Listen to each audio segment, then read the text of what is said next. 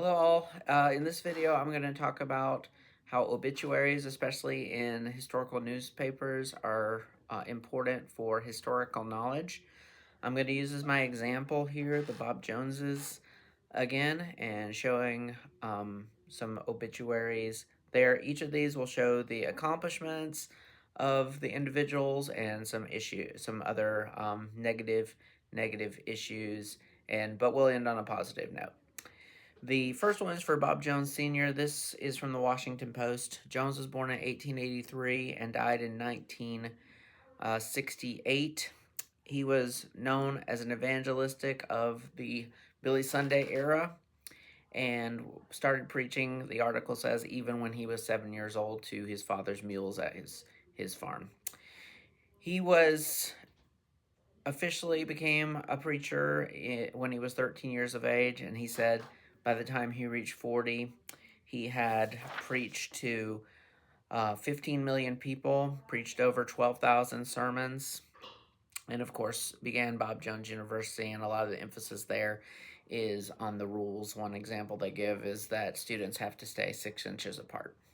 The second obituary that I looked at was Bob Jones Jr. This one was from the New York Times, and the focus here was in the title that he would say this: "What does the Bible say?" It's a heartwarming title, but unfortunately the obituary is mainly about his position on racial segregation and especially the ban on interracial dating. That caused them to lose their tax-exempt status in the 1970s. He believed this was based on the Bible, was his personal belief. He was the president of Bob Jones University, was really the acting president from 1932 to 1947. And in 1947, when the school moved from Cleveland, Tennessee to Greenville, he became the president until 1971.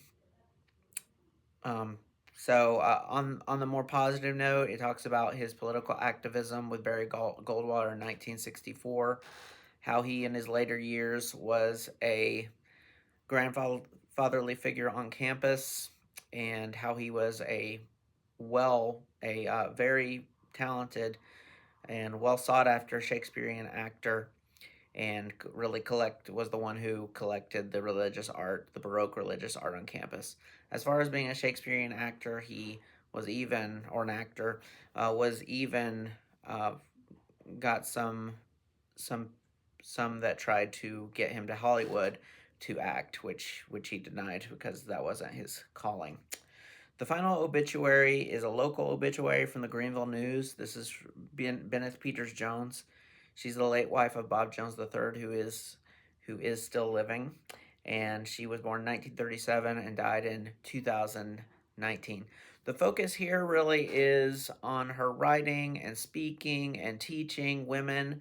She's written 12 popular books. She's taught classes at the university. My wife was one of her students. And it has a more positive tone about her life. It talks about how that she, in the background, things that were not known about her, many counseling sessions she had with women, and notes of encouragement that she also wrote. So I think one reason for this positive tone is it comes from a friendly writer, but also a lot of things have changed at Bob Jones for the better. And one of those things is the interracial dating ban was lifted in 2000. And many of the rules are not as strict as they used to be, even though compared to other colleges, universities, they would be considered strict. But that has been a change for the better at the university. Thank you for listening.